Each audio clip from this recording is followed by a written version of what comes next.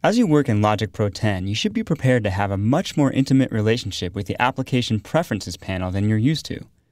In most other apps, the Prefs panel is a place where you might tweak once and then forget about it. This simply isn't the case in Logic, and any seasoned user will tell you the Preferences panel is a place you have to visit often depending on what you're doing. In this movie, we'll go over some of the more important aspects of the preferences so you'll feel more comfortable and move around easily. You can access Logic's Prefs by going to Logic Pro 10, Preferences, and then choose any one of these subheadings. We'll start with General. Here in the General tab of the Prefs right away is a setting we might want to tweak: what to do when Logic opens. It's set by default to open the most recent project. But I personally don't like that option. I'd rather have Logic ask me what to do. So I would choose Ask. That way when I open Logic each time, it says, do you want to start with the template? Do you want to make your new template? What do you want to do? In the Audio tab of the Preferences, we have all the settings regarding audio interfaces, as we've already seen in the previous movies of this chapter. Then we have our MIDI settings, display settings, score settings, movie settings, automation settings, and finally we get to advanced settings. This brings up an interesting new concept in Logic Pro 10. Because Logic is such a densely feature-packed application, Logic now gives you the option of simplifying or adding complexity into not only the settings, but functionality as well.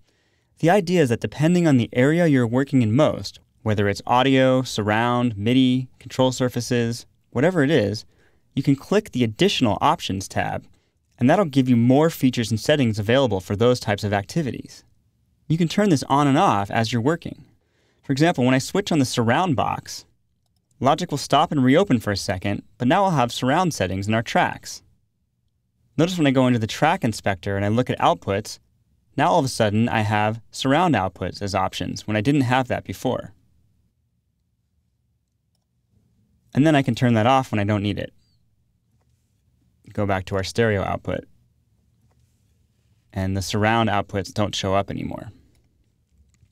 We've already been using Show Advanced Tools, and we'll keep using that for the remainder of this course.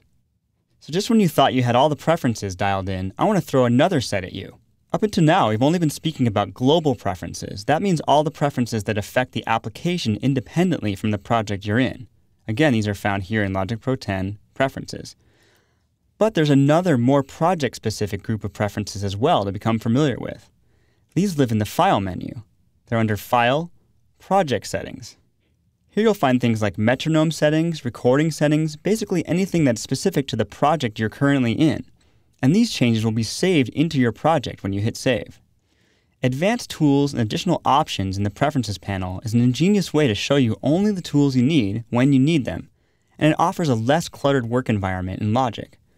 It's good to know they're there, so if for some reason you're missing a feature you might need, check the appropriate box to make sure that particular option is switched on. And also, don't forget the project settings in the File menu. Sometimes that one setting you need is buried in those prefs.